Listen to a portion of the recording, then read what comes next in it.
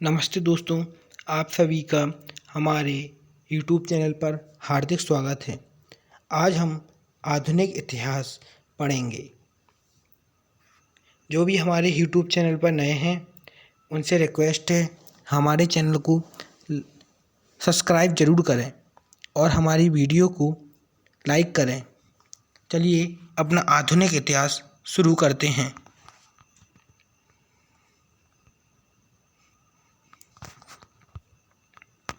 औरंगजेब की मृत्यु के साथ ही केंद्रीकृत मुगल साम्राज्य का पतन शुरू हुआ, जिसके फलस्वरूप उत्तर प्रदेश में 5 स्वतंत्र राज्यों रूहलखंड, फर्रुखाबाद का दोआब क्षेत्र, अवध आदि का उदय हुआ। 1856 में अवध के साम्राज्य का कुशासन के आधार पर ब्रिटिश साम्राज्य में विलय और अंग्रेजों की नीतियों से क्षुब्ध होकर भारतीयों ने 1857 में प्रथम भारतीय स्वतंत्रता संग्राम का सूत्रपात किया। इसका मुख्य केंद्र उत्तर प्रदेश ही था।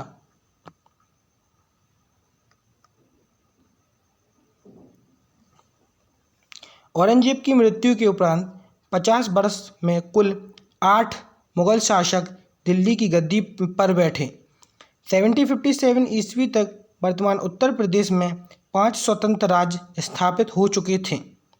1761 ईस्वी के तीसरे पानीपत के युद्ध में मराठाओं, जाटों तथा राजपूतों की पराजय ने इस बक्सर के युद्ध 1764 में ईस्ट इंडिया कंपनी द्वारा अवध के नवाब सिराजुद्दौला तथा बंगाल के नवाब मीर कासिम की पराजय ने उत्तर भारत का भाग निर्धारित कर दिया।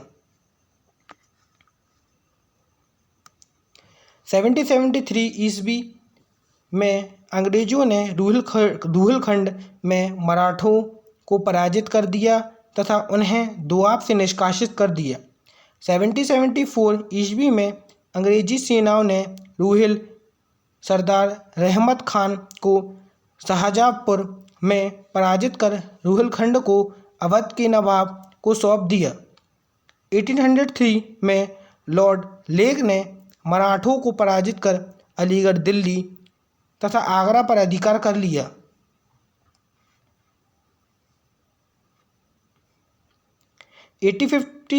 ईस्वी में अवध को भी ब्रिटिश साम्राज्य में शामिल कर लिया गया तथा 1857 की क्रांति के बाद दिल्ली का क्षेत्र पंजाब को बरेली तथा मुरादाबाद के कुछ इलाके रामपुर के नवाब को तथा सागर मध्य प्रांत को दे दिया गया। इस समय उत्तर प्रदेश अवध एवं उत्तर पश्चिम प्रदेश में विभाजित था, जिसे क्रमशः अवध एवं आगरा कहा जाता था तथा उसका प्रशासन क्रमशः चीफ कमिश्नर एवं लेफ्टिनेंट गवर्नर के अधीन था।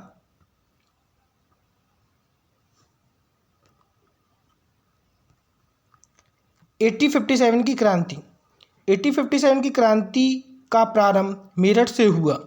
मेरठ की तीसरी देसी घुड़सवार सेना के चतुर्वियुक्त कारतूसों का प्रयोग न करने के कारण अंग्रेजों ने 9 मई को सैनिकों की वर्दी उतरवाकर उन्हें जंजीरों में जकड़ लिया। इससे मेरठ में भारतीय सिपाहियों की भावना भड़क उठी तथा 10 मई 1857 को खुला विद्रोह कर दिया।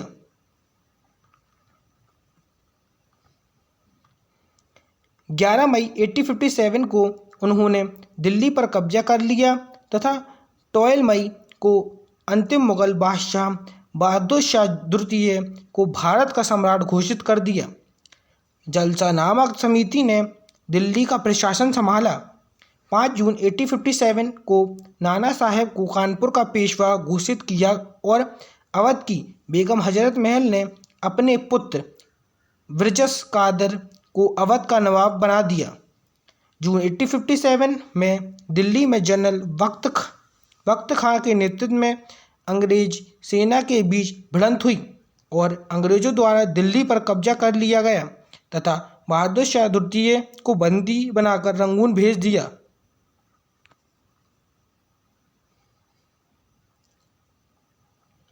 तात्या टोपे के नेतृत्व में विद्रोह ग्वालियर रेजिमेंट ने 6 नवंबर 1857 को कानपुर पर कब्जा किया, लेकिन दिसंबर 1857 में सर कोलिन कैंपबेल ने कानपुर पर पुनः कब्जा कर लिया। लखनऊ में विद्रोह सैनिकों का नेतृत्व अवध की महारानी बेगम हजरत महल ने किया तथा ब्रिटिश रेजिडेंसी पर कब्जा कर लिया।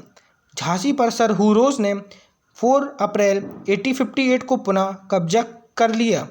झांसी की रानी लक्ष्मीबाई अंग्रेजों के चंगुल से भागी तथा उन्होंने तात्या टोपे के साथ मिलकर ग्वालियर पर कब्जा किया।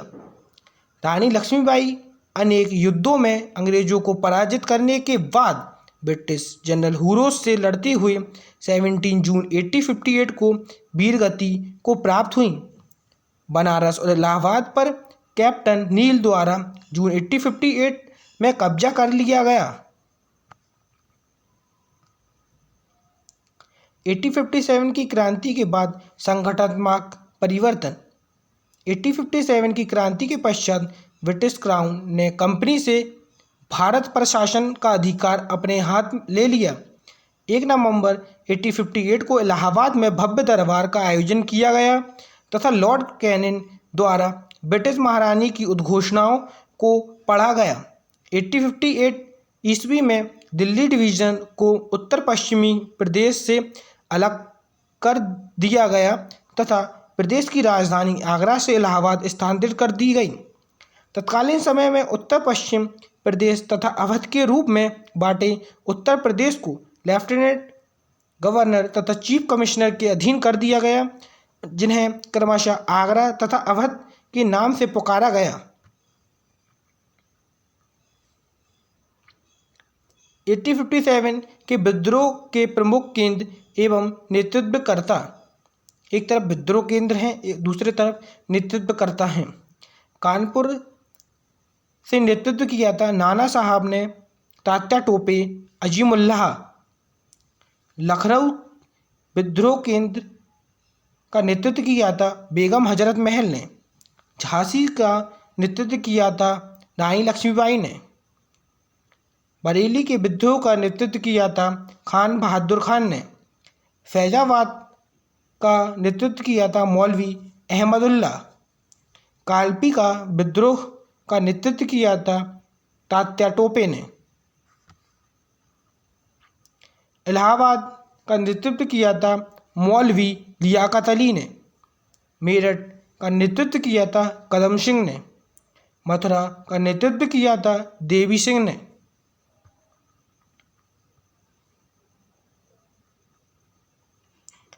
क्रांति के बाद प्रदेश में राष्ट्रवाद का विकास। मोहम्मद कासिम नानोतावी एवं रशीद अहमद गंगोही ने 1867 ईस्वी में राज्य के देवबंद उत्तर प्रदेश में इस्लामी मदरसे की स्थापना की तथा ब्रिटिशों के खिलाफ जिहाद के उत्तर देश से दारुल उलूम अथवा देवबंद आंदोलन की शुरुआत की। इस आंदोलन ने सर सैयद अहमद खान के अलीगढ़ आंदोलन का विरोध किया। सर सैयद अहमद खान ने 1864 में साइंटिफिक सोसाइटी तथा 1875 ईस्वी में अलीगढ़ मुस्लिम एंग्लो ओरिएंटल कॉलेज की स्थापना की तथा मुस्लिम में आधुनिक शिक्षा के प्रचार प्रसार में अहम भूमिका निभाई। उन्होंने तहजीब उल अखलाक तथा राजभक्त मुसलमान नामक पत्रिका निकाली। भारतेंदु हरिश्चंद्र ने वाराणसी से कवि भजन सुधा 1867 में तथा हरिश्चंद्र मैगजीन 1872 का प्रकाशन किया। बालकृष्ण भट्ट ने हिंदी प्रदीप 1877 ईस्वी में निकाला। स्वामी दयानंद सरस्वती ने 1875 ईस्वी में मुंबई में आर्य समाज की स्थापना की और धार्मिक तथा सामाजिक सुधार आंदोलन के साथ ही शिक्षा में अहम भूमिका निभाई। 1861 ईस्वी में शिवदयाल साहब ने आगरा में राधा स्वामी आंदोलन की शुरुआत की। 1898 में एनी बेसेंट ने बनारस में सेंट्रल हिंदू कॉलेज की स्थापना की, जो वर्ष 1916 में मौलवी जी के प्रयासों से बनारस हिंदू विश्वविद्यालय बना। स्वामी श्रद्धानंद और मुंशी राम लेखाराम ने हरिद्वार में गुरुकुल कांगड़ी की स्थापना की।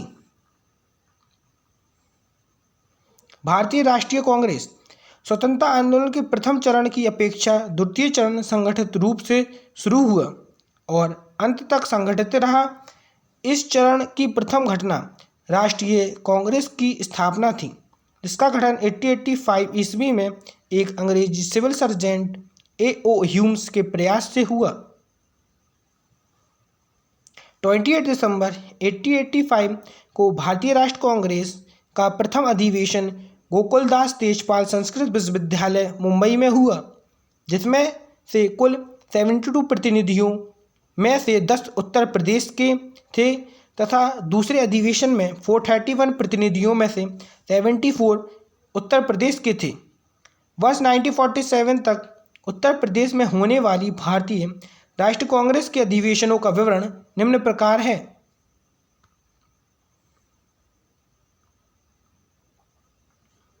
खिलाफत आंदोलन। खिलाफत आंदोलन के दौरान 20 जून 1920 को इलाहाबाद में गांधी जी की अध्यक्षता में खिलाफत कमेटी की बैठक हुई, जिसमें खिलाफत आंदोलन का प्रस्ताव को पारित किया गया। वर्ष 1924 में यह आंदोलन तुर्की की कमाल पाशा सरकार द्वारा खलीफा के पद को समाप्त करने के बाद समाप्त कर दिया गया। असहयोग आंदोलन। असहयोग आंदोलन के दौरान 5 फरवरी 1922 को प्रदेश में मशहूर चौरी चौरा कांड घटित हुआ,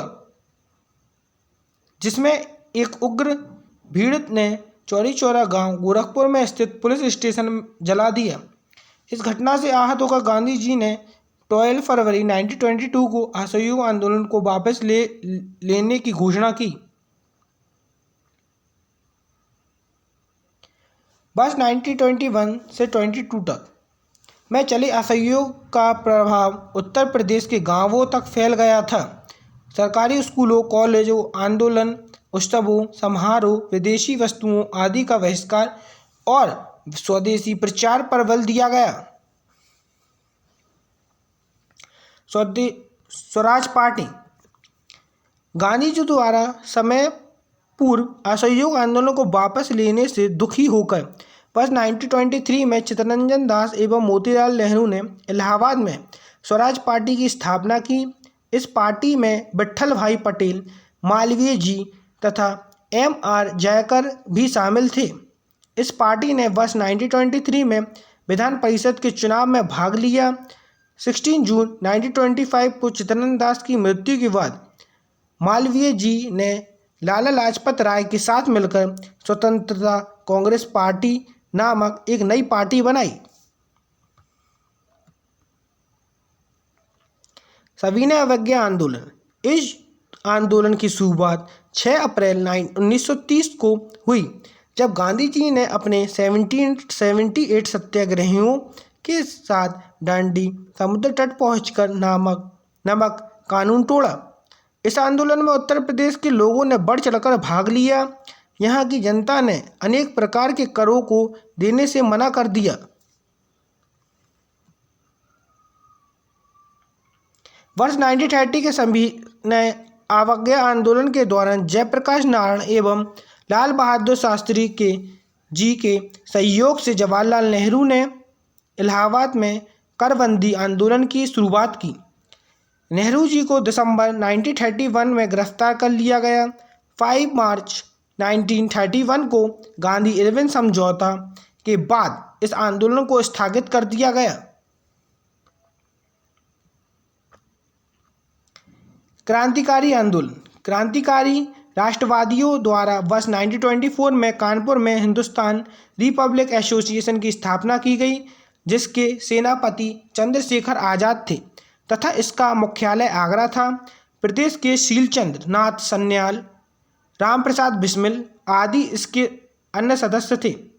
वर्ष 1928 में इसे एसोसिएशन का दिल्ली के फिरोज शाह कोटला में एक सम्मेलन हुआ, जिसमें इसका नाम बदलकर हिंदुस्तान सोशलिस्ट रिपब्लिक एसोसिएशन कर दिया गया। इस एसोसिएशन के सदस्य ने 9 अगस्त 1925 को लखनऊ के निकट काकोरी में ट्रेन से सरकारी खजाने को लूट लिया। इस घटना को काकोरी कांड के नाम से जाना जाता है। इस कांड में पंडित रामप्रसाद बिस्मिल, अशफाउल्लाह खां तथा रोशन सिंह को फांसी की सजा दी गई। इस कांड में क्रांतिकारियों की तरफ से चंद्रभान गुप्ता ने मुकदमा लड़ा था। 8 अप्रैल 1929 को उत्तर प्रदेश के शिव वर्मा तथा जयदेव कपूर के सहयोग से भगत सिंह एवं बटुकेश्वर दत्त ने केंद्रीय विधानमंडल सेंट्रल असेंबली में बम फेंका। यह बम क्रांतिकारियों द्वारा सहारनपुर में स्थापित बम फैक्ट्री में बनाया गया था। 27 अप्रैल 1931 को इलाहाबाद के एल्फ्रेड पार्क में पुलिस के साथ मुठभेड़ में चंद्रशेखर आज़ाद शहीद हो गए। किसान आंदोलन। अवध क्षेत्र में सर्वप्रथम किसानों को जमींदारों और तुल्कदारों के शोषण के विरुद्ध संगठित करने के प्रयास होम रूल लीग के कार्यकर्ताओं ने किया। वर्ष 1918 में गौरीशंकर मिश्रा, इंद्र नारायण द्विवेदी तथा मालवीय जी के प्रयासों से उत्तर प्रदेश किसान सभा का गठन किया गया। उत्तर प्रदेश किसान सभा को शक्तिशाली बनाने में बाबा रामचंद्र, जिंगरीपाल सिंह तथा दुर्गपाल सिंह की अहम भूमिका थी। बाबा रामचंद्र ने 17 अक्टूबर 1920 को प्रतापगढ़ में अवध किसान सभा का गठन किया, जिसमें गौरीशंकर मिश्रा, जवाहरलाल नेहरू, मातवा बादल पांडे, देवनारायण पांडे और केदार पांडे की अहम भूमिका थी। 20 से 24 दिसंबर 1920 को अवध किसान सभा की अयोध्या में एक विशाल रैली हुई।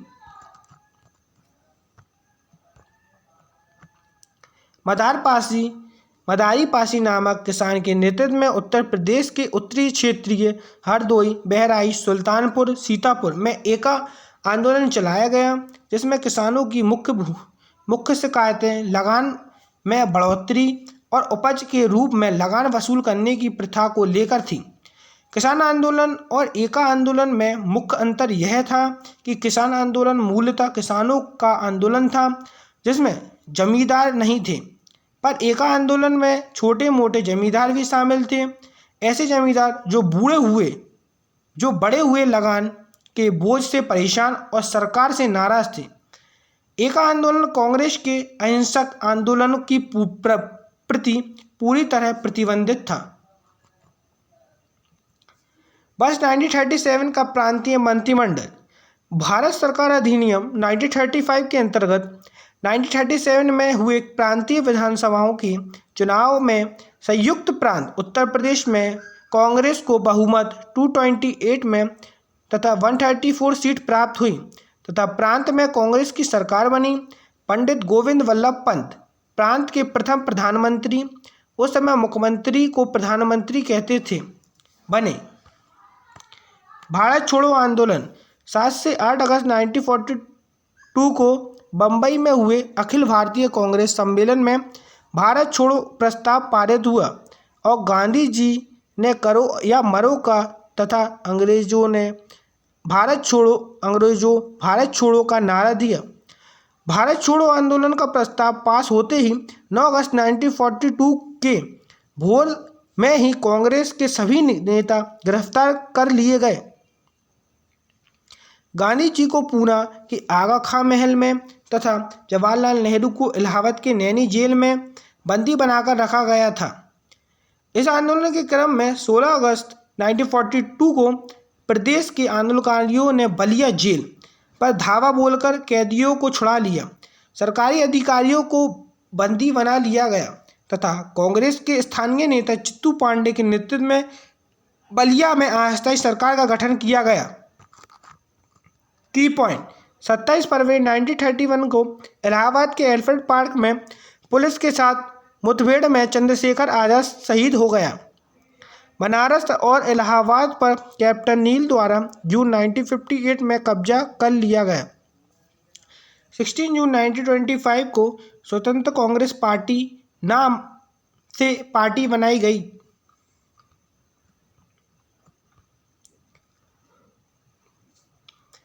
राज्य में किसान सभा आंदोलन।